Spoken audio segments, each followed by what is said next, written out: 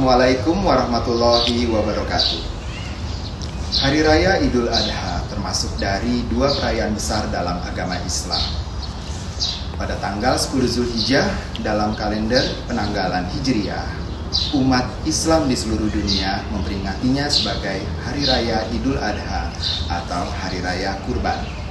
Setiap tahun pada hari ke-10 bulan Zulhijjah itu, kaum muslim diperintahkan untuk menyembelih hewan kurban. Sapi, domba atau kambing maupun unta pada umumnya dijadikan sebagai hewan kurban. Bersama saya Syahri Ramadan, mari kita belajar bersama tentang makna sesungguhnya kurban. Sejarah kurban berhubungan dengan perintah Allah Subhanahu wa Ta'ala yang pada mulanya diturunkan kepada Nabi Ibrahim alaihissalam. Nabi Ibrahim alaihissalam termasuk salah satu nabi terbaik yang mendapat julukan Ulul Azmi. Apa itu Ulul Azmi? Yaitu yang memiliki ketabahan luar biasa.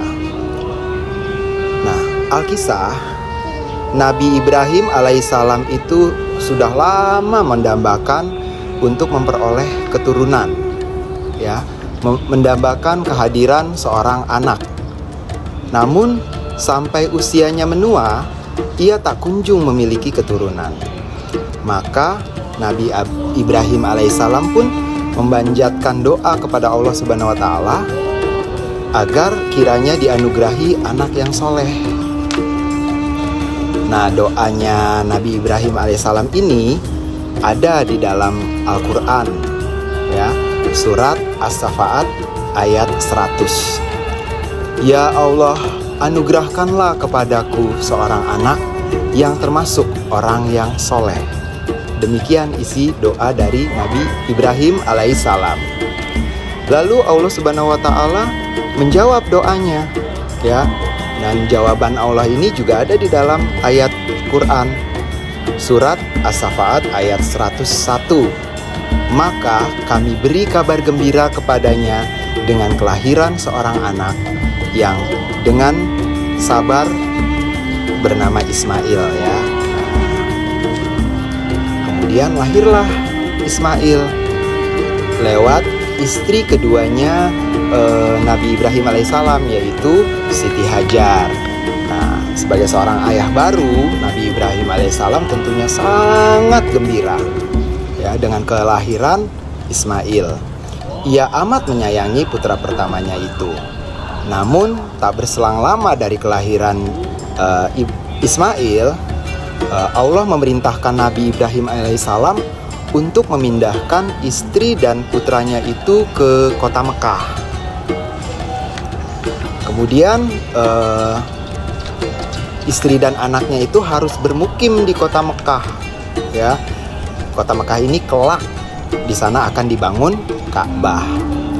Nah, pada saat itu kota Mekah adalah negeri yang terdiri dari padang pasir yang tandus.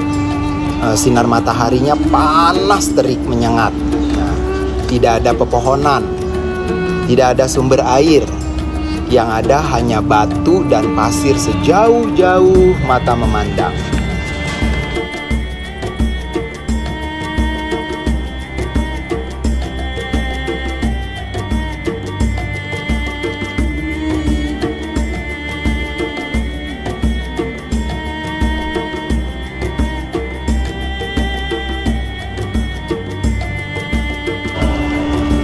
Nah, karena keadaan kota Mekah yang demikian itu, Siti Hajar jadi merasa risau. Bagaimana mungkin ia akan hidup berdua dengan putranya yang masih bayi di tempat seperti itu. Nah, jadi kepikiranlah nih si Siti Hajar ini. Siti Hajar pun menangis sedih. Ia tak sanggup jika harus ditinggalkan oleh Nabi Ibrahim di sana. Namun Nabi Ibrahim tak bisa berbuat apa-apa, sebab itu sudah menjadi perintah Allah Subhanahu wa Ta'ala.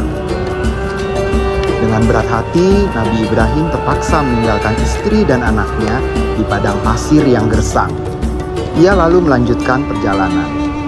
Tatkala kedua orang kesayangannya itu telah hilang dari pandangannya, Nabi Ibrahim berdoa agar Allah memberikan keselamatan dan perlindungan kepada istri dan putranya. Maka tinggallah Siti Hajar dan putranya di kota Mekah yang tandus. Hingga suatu ketika persediaan bekal yang dimilikinya habis. Siti Hajar lapar dan kehausan yang menyebabkan air susunya menjadi kering. Ismail yang masih bayi pun nangis terus karena tidak bisa menyusu. Siti Hajar bingung dan kalut. Ia berlarian ke sana kemari berusaha mencari sumber air di sekitar mereka. Siti Hajar berlari antara Bukit Sofa dan Marwah. Dari Bukit Sofa, ia melihat sumber air nampak ada di Bukit Marwah. Kemudian berlarilah Siti Hajar dari Bukit Sofa ke Bukit Marwah. Setibanya di Bukit Marwah, yang disangka air ternyata cuma bayangan. Lalu ia melihat ke arah Bukit Sofa. Dia melihat ada sumber air di Bukit Sofa. Berlarilah lagi Siti Hajar ke sana. Dia terus berlari bolak-balik dari Sofa ke Marwah sebanyak 7 kali. Sampai akhirnya Siti Hajar pun kelelahan.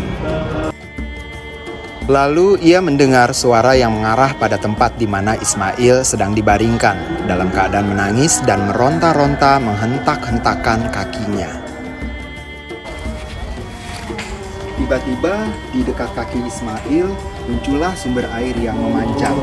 Siti Hajar senang bukan kepala. Ia pun berseru, "Zam, Zam," yang artinya kumpullah ya. Jadi dengan tergesa-gesa Siti Hajar mengumpulkan air tadi untuk diberikan kepada Ismail.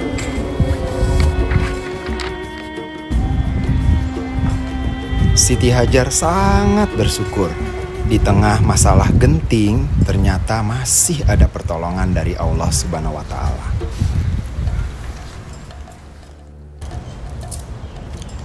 Seiring berjalannya waktu, Ismail tumbuh menjadi anak cerdas, soleh, dan berbudi baik, sesuai doa yang dipanjatkan ayahnya. Ketika Ismail beranjak besar, datanglah sebuah perintah lagi dari Allah Subhanahu wa Ta'ala kepada Nabi Ibrahim alaihissalam. Perintah yang hendak menguji seberapa besar keimanan dan ketakwaan Nabi Ibrahim alaihissalam serta kesabaran sang putra Ismail. Pada suatu malam, Nabi Ibrahim alaihissalam bermimpi. Melalui mimpinya tersebut, ia diperintahkan untuk menyembelih putra kesayangannya itu. Nabi Ibrahim pun menjadi teramat sangat sedih. Bayangkan saja, anak yang sudah dinantikan kehadirannya sekian lama harus disembelih oleh tangannya sendiri. Sungguh berat ujian yang diterima oleh Nabi Ibrahim alaihissalam. Namun, perihal mimpi itu tetap diceritakan Nabi Ibrahim alaihissalam kepada sang anak Ismail. Ismail mendukung semua yang akan dilakukan oleh ayahnya karena itu adalah perintah dari Allah Subhanahu wa Ta'ala. Nabi Ibrahim menanyakan bagaimana pendapat Ismail. Ismail menyetujui semua yang dikatakan oleh ayahnya karena Ismail adalah anak yang soleh dan berbakti kepada ayahnya serta takwa kepada Allah Subhanahu wa Ta'ala. Ya, dalam Quran surat As-Safaat ayat 102, Ismail menjawab, "Wahai ayahku, lakukanlah apa yang diperintahkan Allah kepadamu. Insya Allah engkau akan mendapatiku termasuk orang yang sabar." Maka tibalah saat yang ditentukan untuk melaksanakan penyembelihan. Ismail pun dibaringkan. Dengan mata basah berlinang air mata, Nabi Ibrahim memegang pedang yang sudah disiapkan. Ketika Nabi Ibrahim telah meletakkan pedang di leher Ismail, datanglah malaikat Jibril. Ia diperintahkan oleh Allah Subhanahu wa Ta'ala untuk mengganti Ismail dengan seekor domba yang gemuk. Allah Subhanahu wa Ta'ala berfirman ya dalam Quran surat As-Safaat ayat 103 sampai dengan 105. Tatkala keduanya telah berserah diri dan Ibrahim membaringkan anaknya atas pelipisnya, nyatalah kesabaran keduanya. Lalu kami panggil dia, "Wahai Ibrahim, sungguh engkau telah membenarkan mimpi itu. Sungguh demikianlah kami memberi balasan kepada orang-orang yang berbuat baik." Nah, heksamania, jadi itulah tadi kisah keteladanan Nabi Ibrahim alaihissalam dan putranya Ismail yang telah mencontohkan kepada kita bahwa kesabaran dan keikhlasan akan menjadi buah yang paling indah dalam kehidupan. Komunikasi antara ayah dan anak yang terjalin dengan baik akhirnya menjadi suatu contoh teladan bagi kita semua apabila ada satu permasalahan dapat dibicarakan dengan baik. Kembali lagi kepada masalah penyembelihan hewan kurban. Kurban itu sendiri, kata kurban dalam bahasa Arab berasal dari kata qoriba yang artinya dekat atau mendekatkan diri. Jadi, inti dari pemotongan atau penyembelihan hewan kurban adalah ingin mendekatkan diri kepada Allah Subhanahu wa taala melalui perbuatan-perbuatan atau amal-amal kebajikan.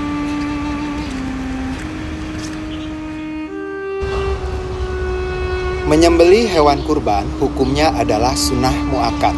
Sunnah muakkad berarti ibadah yang dianjurkan dengan penekanan yang kuat atau hampir mendekati wajib. Ketentuan mengenai kurban juga tertulis di dalam Al-Quran, surat Al-Hajj ayat 34. Bunyinya begini. Dan bagi tiap-tiap umat telah kami syariatkan penyembelihan kurban, supaya mereka menyebut nama Allah terhadap binatang ternak yang telah direzekikan Allah kepada mereka. Maka Tuhanmu ialah Tuhan yang Maha Esa. Karena itu berserah dirilah kamu kepadanya, dan berilah kabar gembira kepada orang-orang yang tunduk patuh kepada Allah.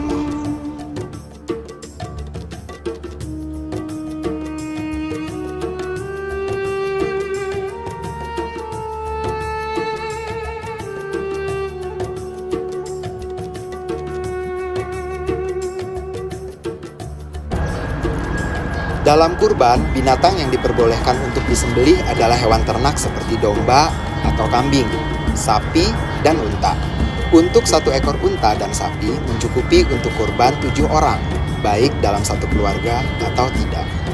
Sedangkan kambing atau domba hanya mencukupi untuk kurban 1 orang. Untuk memilih hewan kurban, terdapat beberapa syarat sahnya hewan kurban. Yang pertama, domba yang digunakan untuk berkurban harus berumur lebih atau sama dengan usia 1 tahun sempurna dan memasuki tahun yang kedua.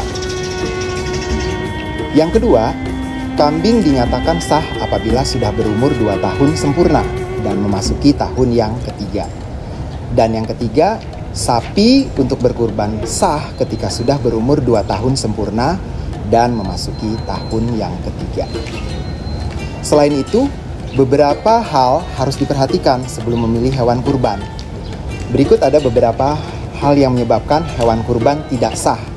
Antara lain, hewan yang salah satu matanya buta atau cacat, binatang pincang pada salah satu kaki, hewan yang sakit dan sangat kurus, itu tidak sah dijadikan hewan kurban. Selain itu, binatang yang terputus sebagian atau seluruh telinganya serta sebagian atau seluruh ekornya juga tidak sah dijadikan sebagai hewan kurban.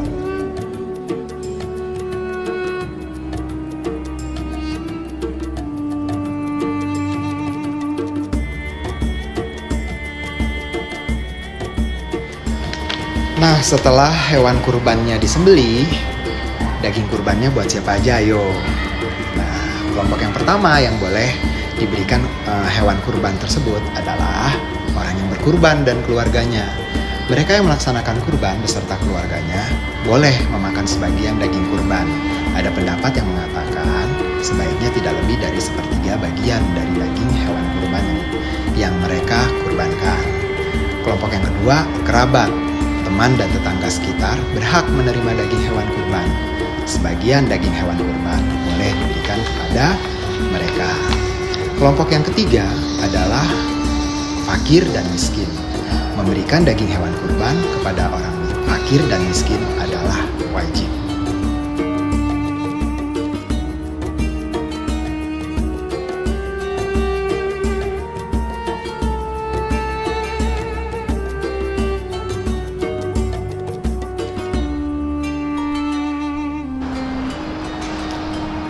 Nah, heksamania penting bagi umat Islam untuk mengetahui makna serta keutamaan dari ibadah kurban. Ibadah yang dapat dilakukan setiap hari raya Idul Adha ini tentunya memiliki keutamaan tersendiri yang tidak dimiliki oleh ibadah lainnya. Apa saja keutamaan atau keistimewaan ibadah kurban ini? Yang pertama, meneladani Nabi Ibrahim alaihissalam dan putranya Ismail. Yang kedua, tentu saja mendapat pahala dan ridho dari Allah Subhanahu wa Ta'ala. Yang ketiga, ibadah kurban ini adalah ibadah untuk mendekatkan diri kepada Allah Subhanahu wa Ta'ala. Kemudian yang keempat, keistimewaan dari ibadah kurban adalah salah satu ibadah yang paling disukai oleh Allah Subhanahu wa Ta'ala. Kemudian yang kelima, dapat menyebarkan kebaikan dan membawa manfaat bagi banyak orang. Dan yang keenam, ibadah kurban merupakan ibadah yang paling utama di hari raya Idul Adha.